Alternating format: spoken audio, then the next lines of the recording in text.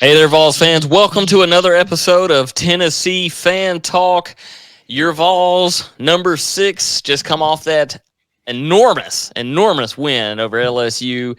Traveling back home this weekend, hosting Roll Tide.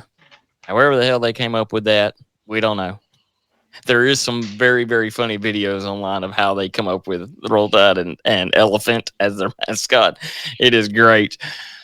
We, being us three guys, we got Luke, we got the Duke. We're going to break this down, talk about how we think it's going to go, a little bit more, rolling in from last week to this week. All that more right after this intro. Get on in here. Hey, VOLS fans, welcome to Tennessee Fan Talk, the show that is by Tennessee fans for Tennessee fans and your source for hilarious weekly updates on everything Volunteers. And now for the moment you've been waiting all week for, here is Brandon Bird and the Duke. All right, guys, welcome back. We're going to jump into this Alabama-Tennessee game this week. CBS Game of the Week. Game day returns back to Knoxville. SEC Nation. It's everyone. This is a fire game. Tennessee has not beaten Alabama in 15 years. I think it was what, 2006? 2006, yeah. Probably should have beat him in like 2009, but Cody's fat butt blocked the field goal. Yeah. This will be the 105th meeting. Alabama leads the series 58-38. Why do they always put the ties in on that? Or why was there ever tie? Who knows? Well, we were too European then. We know what Tennessee did against LSU last week, and just in case you have not watched what Alabama squeaked away with a last-second pass interference not called, anyone in their right mind would have called that pass interference on the very, very last play of A&M going in to score for the win, because they had already gone for the field goal previously. All they needed was that touchdown. Regardless, Alabama with their backup quarterback, Jalen Milroe. Dude is fast. Guys, did you see the wheels on this guy? I mean, he was fast. Yeah, he's big fast. And he's got some wheels on him. Yeah. I didn't watch too much of the game. I was still at tailgating at the LSU game after party. Alabama fans picking on him a little bit, but he went 12 for 19, 111 yards, 3 touchdowns. He was sacked 4 times. Yeah. Alabama also had 4 fumbles in that game too. Alabama. Now, if you're going to criticize Jalen, it's going to be, you're a quarterback in the SEC. Yeah. If you move out of that pocket, 2 hands should be on the ball. Yeah. Yeah. His biggest issue was one hand a lot of that. Yeah. That was just him being a kid, making kid mistakes. I would love if they said that Bryce Young couldn't start, but pre-show Luke was saying, we'll never hear the end of it if we beat Alabama and Bryce Young is not the starting quarterback. No, if I want to beat him, I want Bryce Young to be the quarterback. But at the same time, I'll take a win any way I can get it. I'll take the win. Yeah, that's what I was telling Brandon. I was like, I talked to other Tennessee fans. They're like, "Oh man, it sucks that we're not playing, Alabama this week." I'm like, why? Why would you want that? Because if Bryce Young is not there and you guys only beat Alabama by 7 or 10 points, people are going to be like, well, of course they did. So you would have always had that for the rest of the season hanging over your head of people saying, they beat Alabama, but Alabama wasn't there. A&M couldn't do it. Now, if Tennessee came out and spanked Alabama by 30 points without Bryce Young being there, then that's a different discussion. Then that's a totally different discussion. But if it would have been a close game, everybody would have said the whole time, it's because Bryce Young wasn't there. And to me, if you're Tennessee, and I know that those players, their mentality is when they go in to play Alabama, they want Alabama's best to be on the field because they want to be able to say they played their best and they beat their best. And, so I'm hoping that Bryce Young is going to be back for this game. So even if he's not 100%, but yeah, I think it was a good thing. It was a good thing that Tennessee did not play Alabama this week. I think this makes the game even that much bigger. And Jimbo Fisher is an idiot because that was the dumbest damn play I've ever heard of in my life. I will say this is if we do beat Alabama, if it's by 1 point, if it's by 30 points, 9 months from now, there's going to be 150 kids born around that same time frame, and they're going to be naming them Josh and Peyton and Heath and Casey and Arian, and if that's what's going to happen. If we win, there's going to be at least 150 kids made that night, with serenaded by Rocky Top in the bedroom. No, that's. Somebody might even pay a little extra to get the trumpeter to play it in the bedroom while they're in the act. Hey, I'll take the over on that because that's. 150. You're lowballing that. It's already confirmed orange out, by the way. So if anybody's going, which I'm not paying for those tickets. No. Well, can you? Yeah, I heard they were going for what, like $700-800 nosebleed. And nosebleed, yes, because down on the field. Truth be told, there's not too many bad seats in Neyland. Unlike Bryant Denny, that when you're at the 50-yard line, you're 40 yards away from the field, or it goes out into like a circle. It doesn't go straight down, which drives me crazy. But that's neither here nor there. But no, I'm just saying that if we win, can you hear that? Lexa, put Rocky Top on repeat. Lexa, volume 10.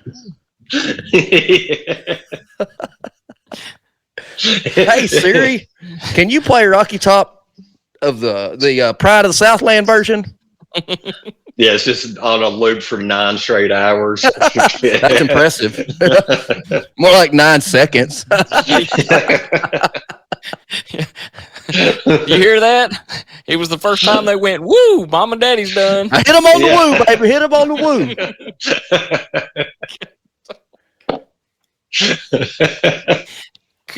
Hey, I'm just saying, I have my cigar ready just in case. I need to go buy one just in case. I will send you a picture of me smoking a cigar. I might even do it inside the house and get in trouble real quick. There you go. Looking at last week's stats, now I know with Bryce Young not there, it's completely different, but they only had 399 total yards, Alabama. Okay. They looked worse than Tennessee did on third down conversions. They were 5 for 14. Yeah, they were not good. It did not look great. No, Gibbs is single-handedly. Gibbs and Alabama's defensive line are what won that game for Alabama. And Anderson, had 0 sacks. He did hurry. He did hurry A&M 8 times himself, but he had 0 sacks because they were expecting Anderson. Oh yeah, they were even double teaming him, and he was just wreaking havoc on almost every play. He was putting pressure on Young, and the guy's just a monster. And well, I don't know if you want to go into too much of it right now, but I think that this is going to be the storyline going into Saturday's game with Tennessee and Alabama is Tennessee's offensive line and Alabama's defensive line. That game is going to come down to what happens in the trenches. And because Alabama has some deficiencies at linebacker and in their secondary. Yeah, they have him at Toa. Boom. Toa, he does some really stupid things at times. Sometimes he looks great, and other times he does some of the dumbest things that I'm really surprised that Saban has even put up with it. Just dumb penalties he's had, things like that. It's going to come down to what happens in the trenches because if Tennessee can get past that front five of Alabama's, they got room to run, and so Alabama doesn't have those NFL.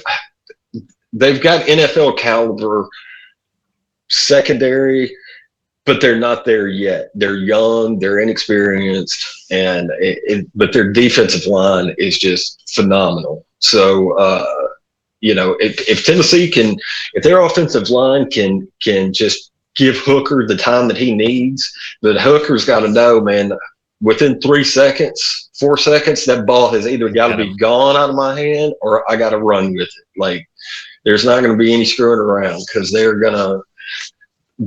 Alabama, Saban knows that they're going to have to attack Hooker with everything they've got. Like, I don't see any other way around how they're going to be able to contain Tennessee putting up a bunch of points without just constantly harassing Hooker. We'll see. They're gonna have to.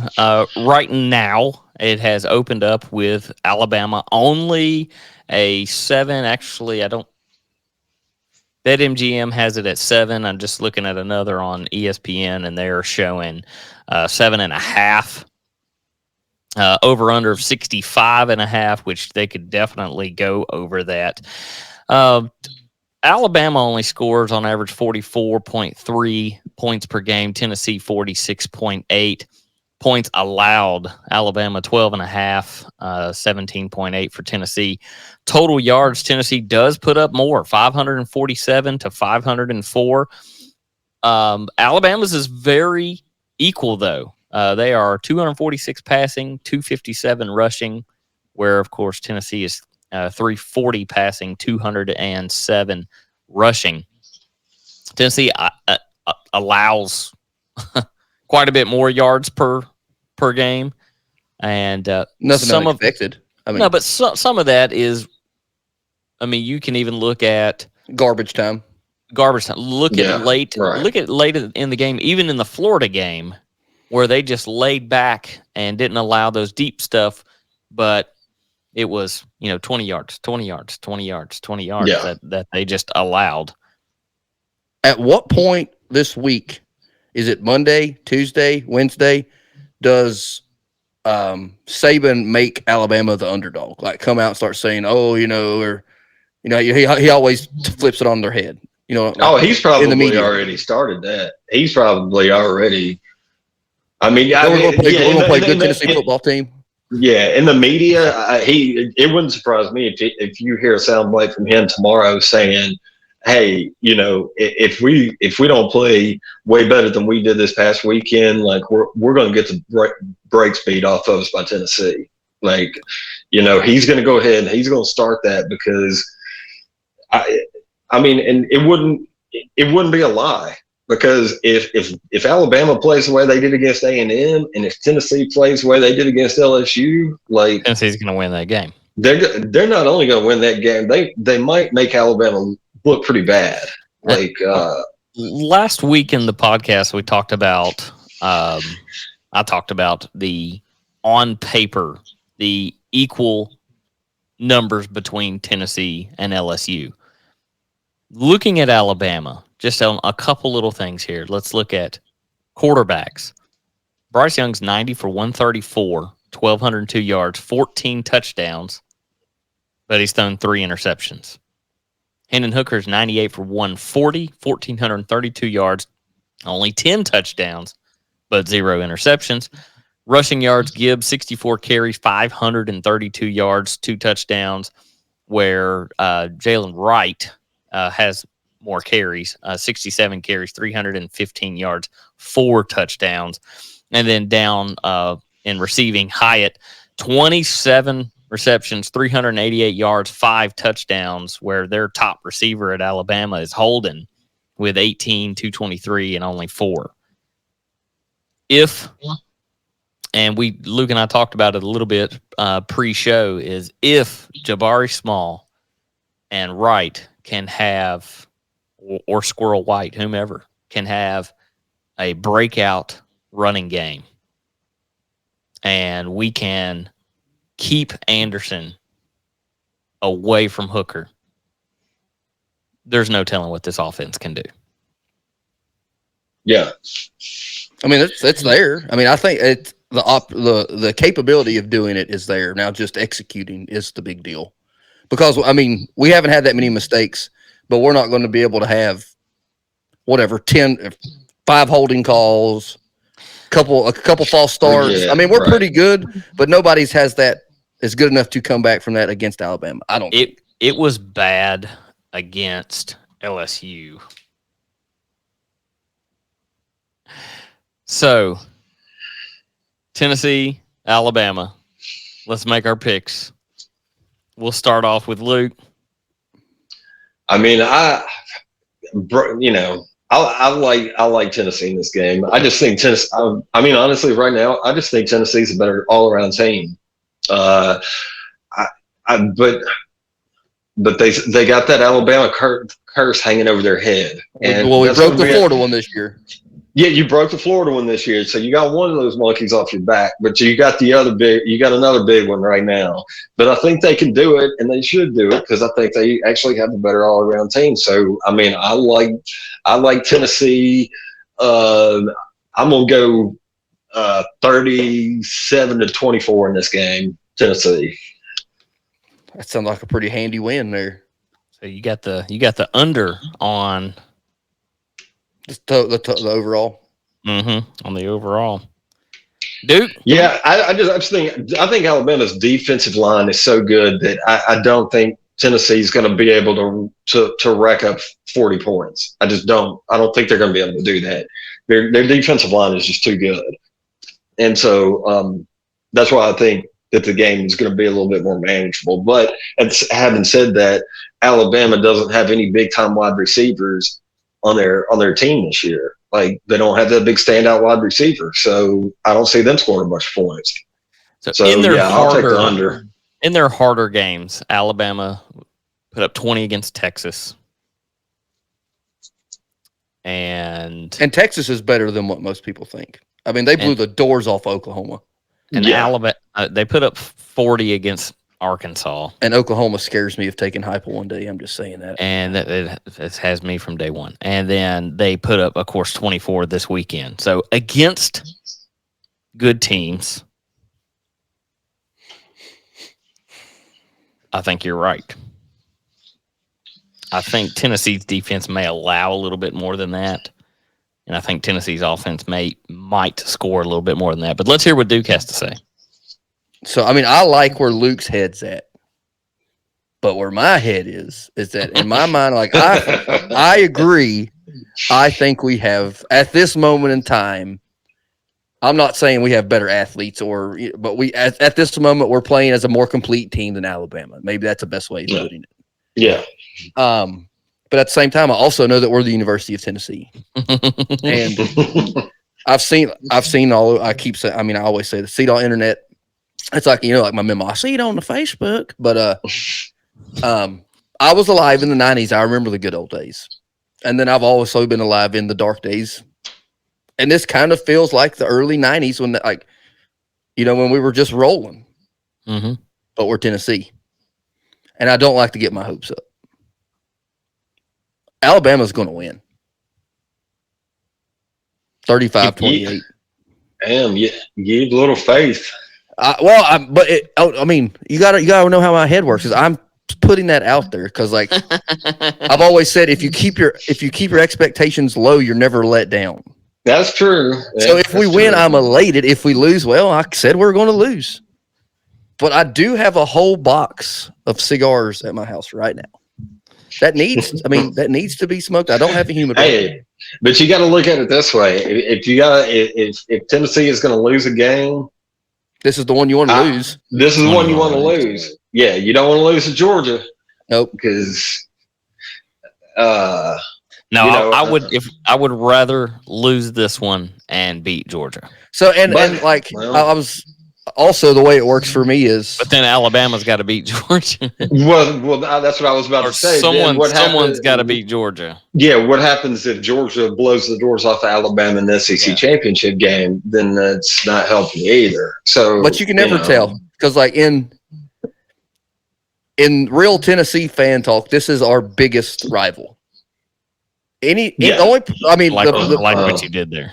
Well, yeah, see what I'm saying? Well, I didn't mean to do that, but I did it.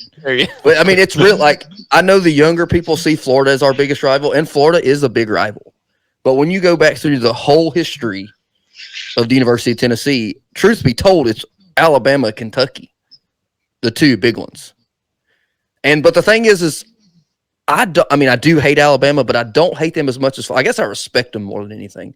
Like this used to be the game where it was like, yes, a big rivalry game, and yes, the fan bases are pretty hostile, but at the end of the day, we respect each other kind of thing. It's a weird thing. But hey, yeah, you never know. I mean, Georgia has to play Vanderbilt and Florida before we play them. I mean, we do get the short end of the stick when it comes to Western teams. But in the 90s, it wasn't. In the 90s, well, you play Arkansas. See, Alabama doesn't.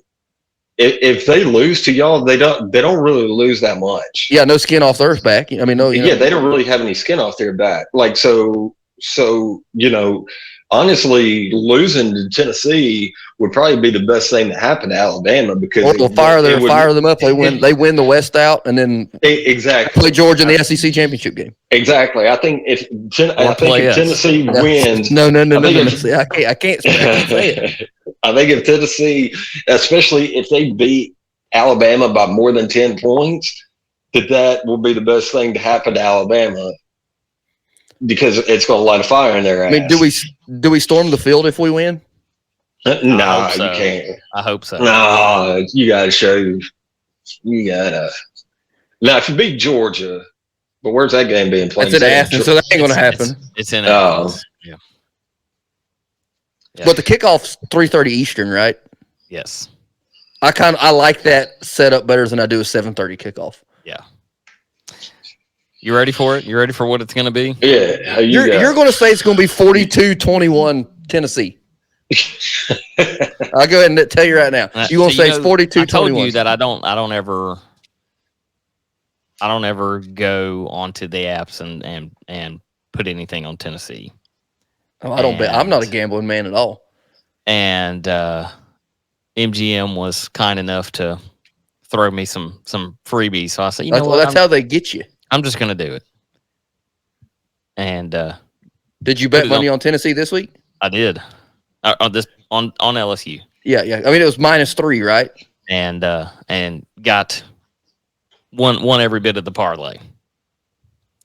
So I'm 100% on picking. And now you're hooked. Tennessee 52-35. Oof, that's a beating. I don't want this to happen, and I don't believe it. If you speak it into the existence, I don't believe in that crap. 52-35. I could kind of see Hendon Hooker maybe getting hurt. He got up he got hit pretty good in the LSU, and it's kind of slow getting up. I think that's third quarter. I can't remember. There's a chance. Now, Milton's a good backup. So, Tennessee was within 7 points going into the fourth quarter last year. And then we just forgot that there was a fourth quarter. I say you can't never trust a coach that don't wear a hat. I mean, Nick Saban doesn't wear one. With a haircut like Butch Jones had too. I mean, my God. He just got off of daggum out of Camp Lejeune. Yeah, Gomer Powell, USMC, Gomer Powell. Guys, we want to thank you for tuning in to Tennessee Fan Talk. Tennessee, are they going to pull it off? 2 of us picked yes. My mind is telling me no, but my body is telling me yes. Guys, we thank you so much for the listens, for the watches. If you are listening on the podcast, be sure to share it out. Let people know about how much of idiots we are. A bunch of idiots, and how much we love to go. How easily anybody else could do this. No, it's not. That's the trust me. The work that goes into this that people don't see. It's No, I know. I'm just saying. It's hard. It's hard. Saying. If you're watching the video and haven't subscribed yet, down below, click the subscribe, click the like. Go ahead and hit that bell. Wherever you are, we are Tennessee Fan Talk, TN Fan Talk. Go Vols. Big Orange. Notre Dame still sucks.